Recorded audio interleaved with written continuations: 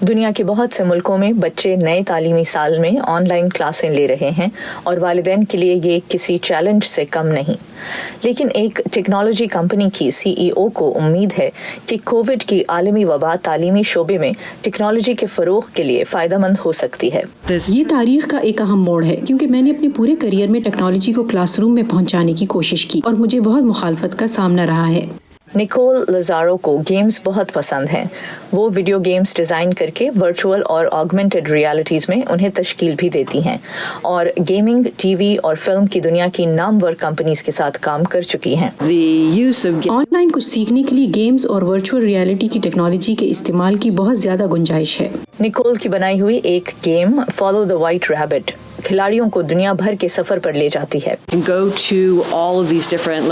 ہم دنیا میں مختلف مقامات کی سیر کر سکتے ہیں اور ساتھ ہی ہم صاف دیکھ سکتے ہیں کہ کیسے دنیا نے ترقی کی. نیکول کہتی ہیں کہ بچے جو معلومات ورچوئل ریالٹی کے ذریعے حاصل کرتے ہیں اسے زیادہ یاد رکھ سکتے ہیں کیونکہ یہ لیکچر نہیں بلکہ ایک مکمل تجربہ ہوتا ہے. لیکن جب ہر بچے کے پاس کمپیوٹر اور اسمارٹ فون تک نہیں ہے تو ورچوئل ریالٹی کی کیا بات کی جائے جس کے لیے ایک ہیڈ سیٹ کی قیمت $200 سے شروع ہوتی ہے. ہائی اسپیڈ انٹرنیٹ، بچوں کو تیز رفتار انٹرنیٹ، جدید آلات دیے جائیں اور ان کا ایک دوسرے سے رابطہ قائم کیا جائے. اور جب ایک بار یہ ہو جائے تو پھر VR کی طرح ٹیکنالوجی کی ایک لمبی فہرست ہے جو انتہائی مددگار ثابت ہو سکتی ہے.